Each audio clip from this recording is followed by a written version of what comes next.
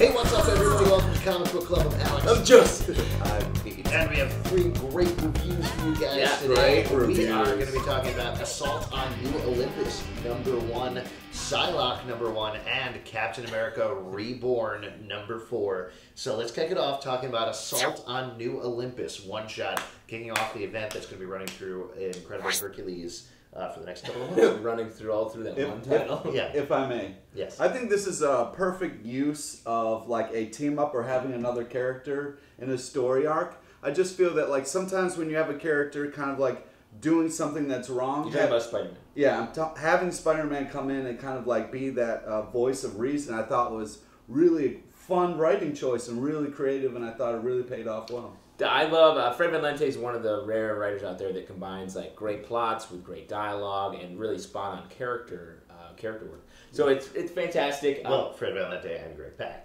Let's be clear there. Yeah, let's be clear. Let's be clear there. Give the Pak his due. Give the Pak his due. And also, it reminds me of those great annuals from when I was reading comics growing up, like with the crossovers, like the Vibranium Vendetta. I know I bring that up a lot, but one might say too much. I wouldn't say. Well, I mean, it was just a great series where it's a lot of fun. If you haven't been reading Hercules, this is clearly being put out as a great way of getting on board, understanding it's. Please get on board. It's a really nice feel of the series. The only thing, and I even hesitate to say this because I want people to pick it up, but it feels the like TNA.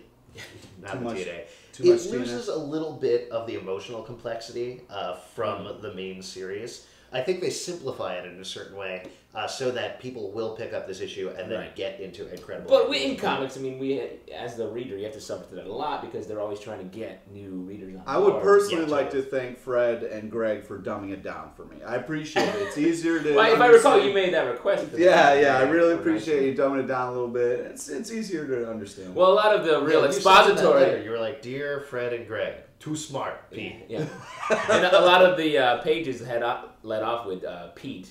I'm going to break this down to you. All the characters speaking in the voice. Yeah, that was nice. You got the annotated version, right? Yeah. Yeah, that's great. It's a great issue. It's a lot of fun. A computer is a box that says smart things. It was great for them. Haven't been picking up Incredible Hercules, and I don't know why you haven't. This is a great place to jump on board. You should, if you are an Agents of Atlas fan, read the X-Men Agents of Atlas issue #2 that came out before you read this issue because it follows up on plot lines there. But great package, definitely. Great package. Oh, I think it was a great package, and I want to Fred Van Lent it to my friends.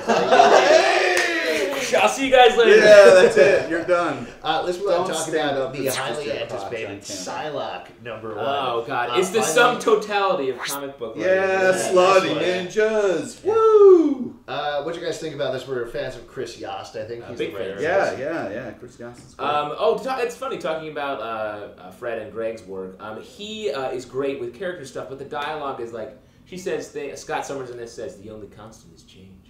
And they say like, the X-Men don't kill. I'm like, do cops say that to each other? Like, hey, cops don't kill all the time. No, we know that. Like, so I just think like we can move past all that. Otherwise, though, I like seeing Psylocke back in action. I thought it was a fun Wolverine cameo.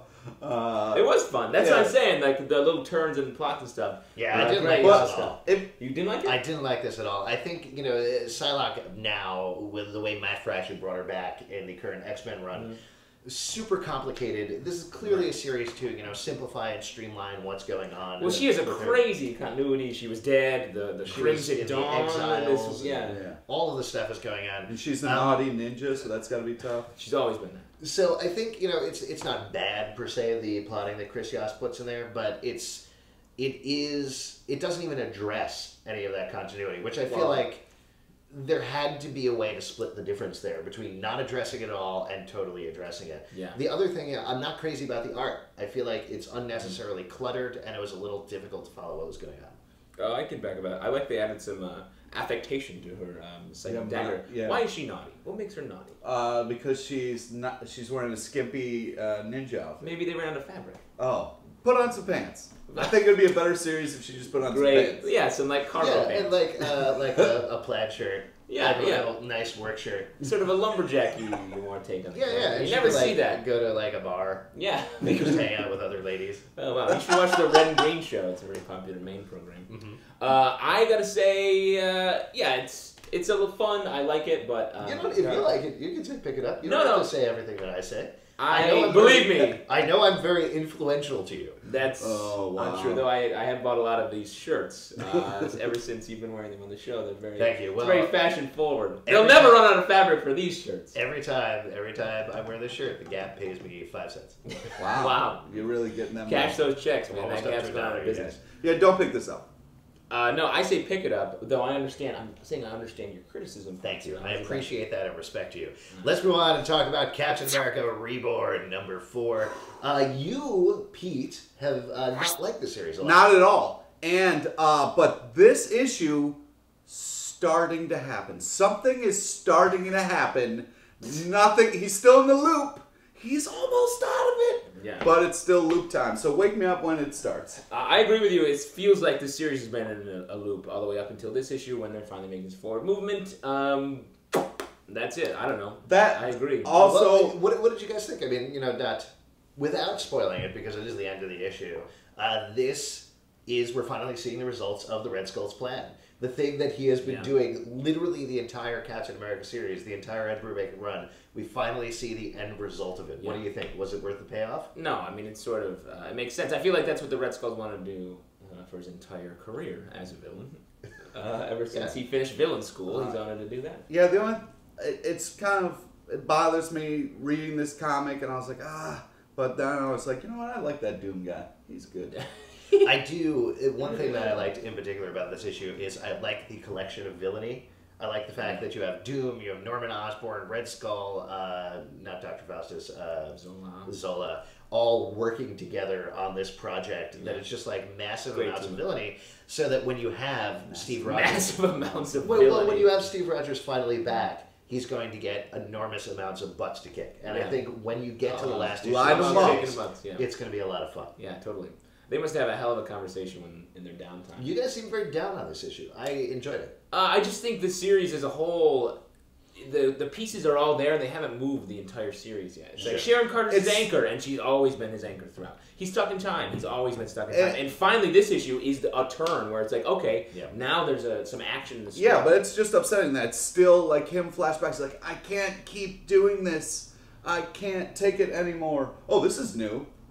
Yeah. The other thing that I would say that I do appreciate about this issue was it was a 40-page issue that actually fills up the 40 pages. That's true. That it doesn't have a backup or anything like that. A lot of splash pages. I do love the backups. Yeah, there are a lot of splash pages, but they're gorgeous. Yeah, they are very nice. They are very nice. They are always fantastic. Would you say pick this up? I'm just saying, like, when the time machine's warming up, they're like, Doom, I heard an X Factor, like, you're really old in the future. And you're like, you don't have it kind of together. Yeah, just a little chat before. Just like gossiping about like... hey, Doom, well, we got a moment here. Like, hey, what's with all the statues in you? What are you, like, really? The mask. It was a lot like Gossip Girl, I think, the whole issue. Yeah, totally. I would say you could start picking up this issue if you haven't been picking up, and you would know everything you need to know. Totally agree. Wait. Why are you always, like, agreeing with me? Like, I respect you. Just have your own opinion. I respect. Have your own opinion, Alex. Have your own opinion, Gap. I have an opinion. You want? Wow.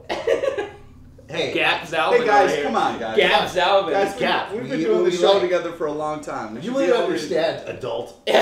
Fall into the Gap. If you have a question, you can write us at comicbookclublive@gmail.com, popcultureshock.com/comicbookclub, twitter.com/comicbooklive, iTunes Comic Book Club Live, where you can download these very episodes. And Pete, New York City, Tuesday nights, 8 o'clock, People's Improv Theater. What?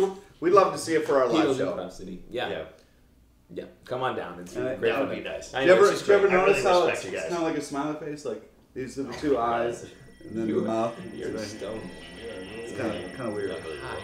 If anyone else understands what Pete's talking about, please tell us below. Place one for the nation. What? That was insane. That was mumbled.